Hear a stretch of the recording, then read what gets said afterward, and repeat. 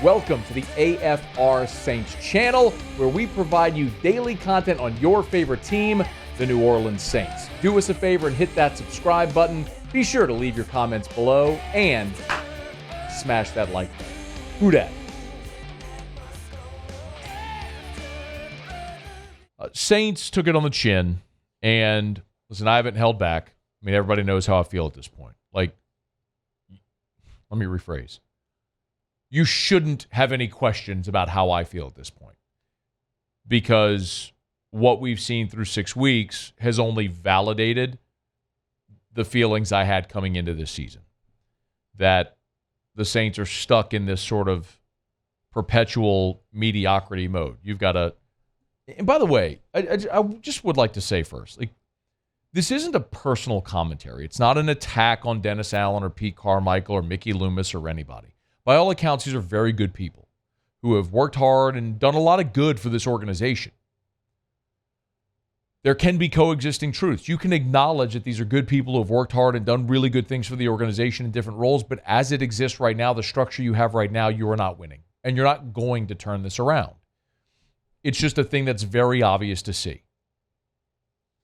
And it's maybe most disappointing for your veteran players, guys like Cam Jordan, Demario Davis, who are nearing the end of their career, who realize that window is closing, and you can hear that urgency. Like, game ended on Sunday. The Saints lose to the Texans 20-13. You put up 13 measly points.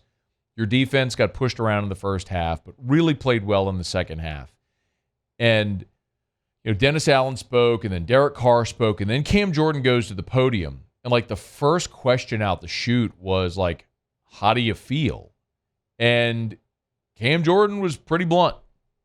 There's only one way to feel like we got to get this shit together. First half, we gave them back momentum. You can't let a team that you feel like you're imposing your will upon, can't let them get will back. Gave them confidence, and you saw confidence then put 17 points on in that first half, another 3 points in the second half, gave them 20 points altogether, which was more points than we put up on the board. So, how do I feel? It sucks to lose. It's frustrating to lose when we have the talent to affect the quarterback. We knew he had, up to this point, the fastest release of quarterback, so it was going to be frustrating to pass rush after him, but we collapsed the pocket, got him to escape, and you saw the throws that we wanted to get out of him. At the end of the day, we didn't do enough to get a win. 2 sacks, 6 TFLs, 3 passes deflected, just 3 quarterback hits on C.J. Stroud. You did the first interception, but listen to, like, the way Cam said it at the beginning. It's like, it sucks to lose. We got to get this bleep together. I mean, he understands. Like, he's a guy that isn't going to be in this league forever, and you can't, like, every year that passes, that window closes. And the unfortunate thing, I think, is for the people inside that building, they feel like that window is still open. Like, for us outside looking in, it's like, man, that window is closed, and y'all are still just like, you're like tapping on the window hoping they opened again. And my point has continuously been, no, like, go find a new point of entry. Stop trying to go into this window because it's closed. Listen, Alvin Kamara was talking to the media after the game as well. And, like, he kind of alluded to, like deeper, listen to the couple. I read this as, like, deeper cultural issues. Give a listen. I think Demario said it best in the when we came in the locker room. I don't know what a lot of guys are doing. I don't know what anybody but me is doing, right, preparation-wise. But to play this game at the level that we want to play it, it takes a lot of sacrifice. And I know personally I sacrifice a lot. Personally, family time, personal time. During this time, you can't do everything you want to do, right? So it's a lot of sacrifice that goes into it, and to not be able to reap the reward of preparation. It's annoying. I don't like it. It's not a fun feeling. And again, I'll circle back to what Demario said. I don't know what everybody else is doing to prepare, but there's a certain type of sacrifice that you have to make to be able to come out here and to play at a certain level, at an elite level. So I just hope everybody's doing that. We just need to find a way to win. Frustrating, annoying. I mean, We need to find a way to win. It sucks to lose. Listen to what he's saying. And when you're sitting there talking about are guys doing what they're supposed to be doing, that's the bigger concern.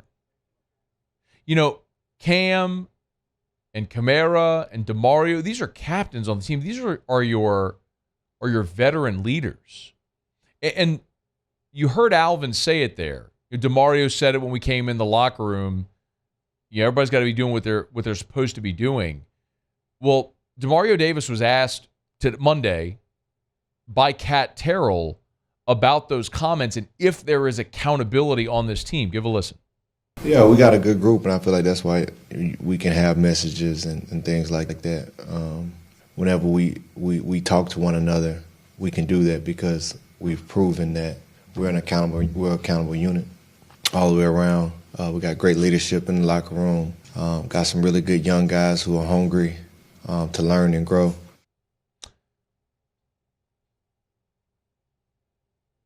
You know, we've had this conversation so many times over the years, and I hate to do the revisionist history thing, but I guess it's not revisionist history, it's just history. When Sean Payton was hired, one of the first things he did was he just cut bait with entitled veteran players.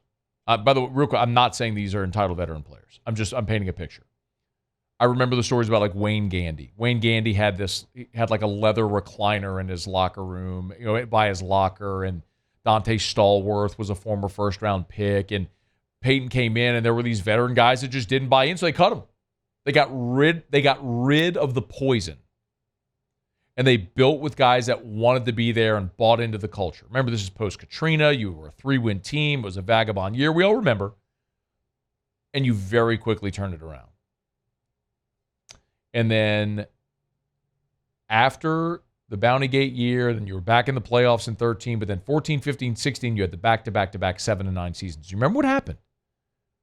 They went through that process again. The culture was bad. Peyton's talked openly about this. And so there were a lot of players that they purged. Guys who they had bet on. Junior Gillette was a guy that they gave a big contract to. Cut him. They traded Jimmy Graham. Kenny Stills. I mean, guys who were like, Jimmy was a third rounder. Kenny Stills was a fifth rounder. These were productive guys that you were like, not bought in, out. Because that's how much they valued culture. So culture was never something you worried about with the Saints. But when I hear, Alvin Kamara making the comments he's making about are guys doing what they're supposed to be doing, and you use terms like frustrating and annoying, and then Demario Davis is having to talk to the team, and Cam Jordan's talking about how frustrating it is, and it sucks to lose, and we're not doing enough. Like, it's not your common garden variety, stock, cliched locker room answers. It's kind of spelling out something deeper. And you wonder, man, if you keep losing, does that keep weighing on guys? Now, my opinion is this is your bounce back spot. You've lost back-to-back games. It's been tough to do that. Or I'm sorry, you lost 2 out of 3. It's win one, lose one, win. You're just volleying wins and losses. And this feels like the bounce back spot where it's a short week. Your veterans are putting everybody on notice. I think people fall in line. You have a good week. Jacksonville has to travel on a short week. Trevor Lawrence is injured. This is a bounce back spot. I think the Saints are going to win on Thursday. They're going to win on Thursday at home against Jacksonville. But can you sustain it? And that's really the problem. Like, do you have the culture and the habits that are ingrained to match the talent, the coaching, to be able to win at the highest level? And I just don't see any of those things. Like, we've talked about the coaching. Clearly, you're deficient in spots in talent. Like, your offensive line is bad. Your quarterback is not great. I think your receivers are great. I think Alvin Kamara is great. I don't know about the rest of the running back room. We'll see when they get Jamal Williams back. Your defense is still playing at a very high level. But you're not as talented as we thought. Your coaching is deficient. And maybe your culture isn't great. It's a lot to worry about with this team right now. We'll see if they can, in fact, bounce back Thursday Night Football with Jacksonville coming in on a short week. Hey, thanks so much for watching. Please leave your comments. I love to interact, and be sure to hit the red subscribe button below.